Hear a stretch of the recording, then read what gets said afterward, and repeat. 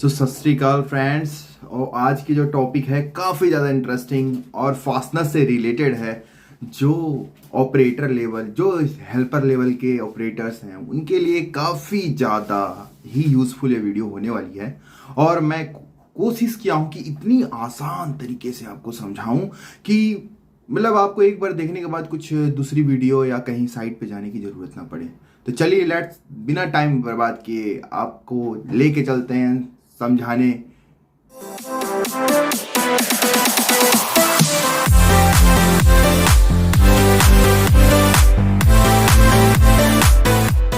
में पीटी नट बनते हैं, इसको सबको पता होगा कि पीटी नट होता क्या। प्रिविलिंग टॉर्क नट, प्रिविलिंग टॉर्क नट मतलब कुछ एक ऐसा टॉर्क प्रोवाइड करता है वो नट।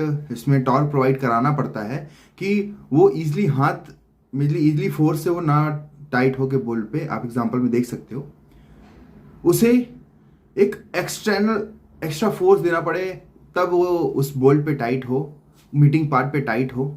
इसलिए हम उस पीटी नट का यूज़ करते हैं। ठीक है, अब इसके उपयोग के बारे में भी हम बताएंगे। और इसमें आखिर ये आप लोग बनाते हो, मैं ऑपरेटर्स की बात करूं तो अगर ये आप बनाते हो तो उसमें हम थिकनेस का रोल क्या होता है, उसका टेपर डाया का रोल क्या होता है, ये सारी चीज़ बताऊंगा कि आपको नेक्स्ट टाइम अगर आप बनाते हो पीटी नट तो आपको क्वालिटी से रिलेटेड कोई प्रॉब्लम ना आए, असेंबली में कोई प्रॉब्लम ना आए, और इसका नेक्स्ट प्रोसेस क्या होता है ये भी मैं आपको ईजिली बताऊंगा। चलिए हम आपको बताता हूँ कि अगर आप देख सकते हो कि हम स्क्रीन पे इसका डेफिनेशन है कि a PT nut a type of fastener with the threaded hold and prevailing torque fastener continue to resist losing even the sustaining the substantial friction during assembly। अब ये उसका मतलब आप लोग, मैं कह दूं कि एक फ्रिक्शन जनरेट करता है, एक घर्षण जनरेट हो जाता है नट और बोल्ट में कि एक सर्टेन फोर्स लगाने के बाद ही वो टाइट होगा। ये फोर्स जनरेट होता है पीटी नट में। मतलब मैनुअली हम लोगों ने क्या करना है, उसके माउथ को ऐसे ऐसे दबा देना है कि जो हमारा फ्रिक्शन काफी ज्यादा लगने लगे। इससे हमारा क्या होगा, डैम्पिंग और वाइब्रेशन वाली जगह पे वो नट आसानी से नहीं खुलेगा। जब आसानी से नहीं खुलेगा तो इसका फायदा ये होगा कि जैसे मान लीजिए हम कहीं मान लीजिए वहां वाइब्रेशन हो रहा है, आप देख सकते हो व्हीकल में तो बहुत सारी जगह वाइब्रेशंस होते हैं, जहां पे नट खुलने के चांसेस होते हैं वहां हम पीटी नट को यूज कर देते हैं। पीटी नट से हमारा क्या होता है, एक टॉर्क की वजह से वो टाइट हो जाता है, उसके बाद वो इजीली तरीके से वो खुलता नहीं है, इसलिए हम वहां पे हम पीटी नट यूज करते हैं। इसमें लिखा भी है these fasteners are optional choice of the application that routinely sustain heavy vibration and shock। देखिए बता रहा है कि हैवी शॉक और वाइब्रेशन को ये ऑब्जर्व करनी है, सस्टेन करने के लिए ये इसका यूज करते हैं। आप लोग काफी मात्रा में बनाते भी हो। अब मैं आपको दिखाऊंगा इसका कि आखिर आगे एप्लीकेशंस क्या हैं और कैसे क्रिम्पिंग ऑपरेशन होता है और कैसे इम्पैक्ट पड़ता है कि अगर आप छोटा बड़ा अगर थिकनेस की वेरिएशन करते हो तो क्या इम्पैक्ट पड़ता है इस नट में, वो भी मैं आपको दिखाऊंगा। चलिए अब देखिए, जैसे एग्जांपल में देख रखे हैं आप कि डिफरेंस दिखा रहा है before and after crimping operation. ठीक है, हमारा बिफोर मैं आप दिखाना चाह रहा हूं कि देखिए ये जो पार्ट है ये फोर्जिंग का पार्ट है। फोर्जिंग के पार्ट में आप देख सकते हो उसके माउथ पूरा राउंड है, इसमें कोई क्रिम्पिंग ऑपरेशन नहीं हुआ। आप केवल फोर्जिंग क्या है, फोर्जिंग ऑपरेशन यही बनाता है, बस यही इसका फाइनल प्रोडक्ट हो गया फोर्जिंग। नट फोर्जिंग कर दिया, ये देखिए अब राउंड में है, इसमें कोई इंप्रेशन नहीं पड़ा हुआ है। अब देख रहे हैं बगल में क्रिम्पिंग ऑपरेशन है। क्रिम्पिंग ऑपरेशन कैसे होता है, वो क्रिम्पिंग मशीन है, उसमें क्या है, सर्टेन प्रेशर से आपके इस पीटी नट पे प्रेशर दिया जाएगा। प्रेशर देने पर क्या होगा, उसका माउथ जो है आप देख सकते हो नेक्स्ट वाला ऑपरेशन ऐसा इंप्रेशन बन जाएगा। देख सकते हो ना, जैसे लग रहा है डेंट है। अगर जनरली अगर बंदा ना जानता हो तो ये कहेगा ये डिफेक्टेड पार्ट है, लेकिन डिफेक्टेड पार्ट नहीं है सर। डिफेक्टेड पार्ट इसलिए नहीं है क्योंकि ये हमने आगे जो माउथ है उसको श्रिंक कर दिया, इसमें टेपर डाया देने के बाद वो उस पे उसका जो माउथ है उसको और थोड़ा सा श्रिंक कर दिया, इंप्रेशन देके, फोर्स देके, जो टेपर डाया था एंगल वाला उसमें फोर्स देके हमने ये इंप्रेशन बना दिया।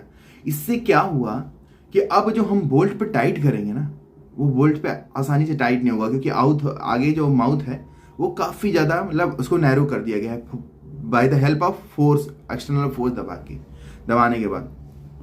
अब अब देखिए, अगर हम थिकनेस वेरिएशन करते हैं तो क्या इम्पैक्ट पड़ता है, मैं आपको दिखाऊंगा कि अगर हम थिकनेस वेरिएशन करते हैं, मतलब या हमारा 0.2 या 0.3 की क्रिम्पिंग ऑपरेशन, क्रिम्पिंग मशीन जो है आपकी थिकनेस को कवर करती है, इससे अगर ज़्यादा की वेरिएशन आप रखते हो तो क्या होगा, किसी पार्ट में ज़्यादा टॉर्क आएगा, मतलब ज़्यादा प्रेस हो जाएगा, किसी पार्ट में कम इम्प्रेशन आएगा, कम टॉर्क आएगा।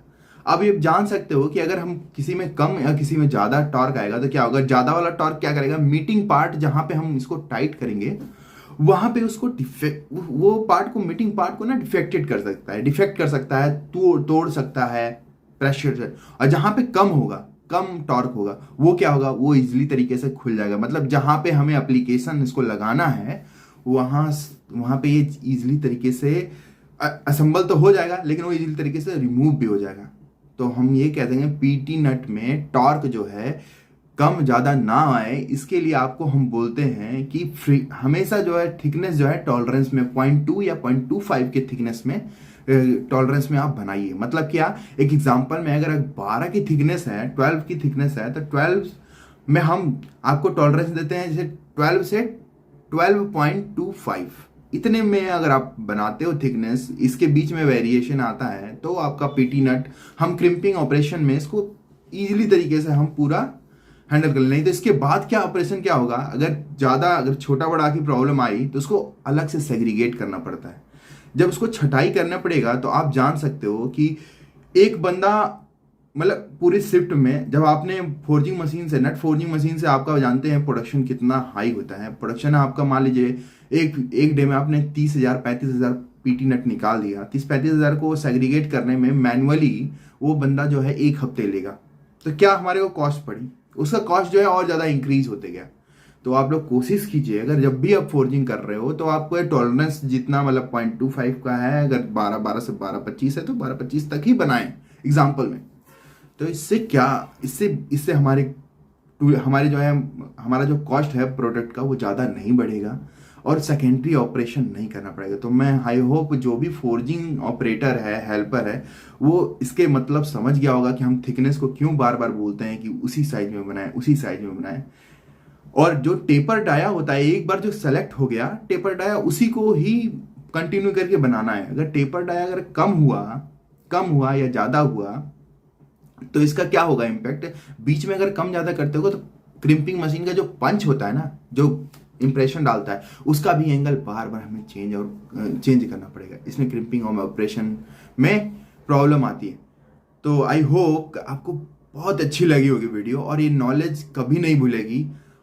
हमारे मैकेनिकल प्रधान से आपको जुड़े रहने के लिए बहुत बहुत तहे दिल से धन्यवाद। जिस तरह आप लोग हमें प्यार दिखा रहे हो, काफ़ी हम कोशिश करेंगे कि और से और इजीली तरीके से आपको समझाऊं कि आपको नेक्स्ट कोई वीडियो नहीं देखना पड़े, केवल मैकेनिकल प्रधान की चैनल की वीडियो देखने के बाद आपके सारे डाउट्स क्लियर हो जाएं। चलिए, thank you so much, love you all.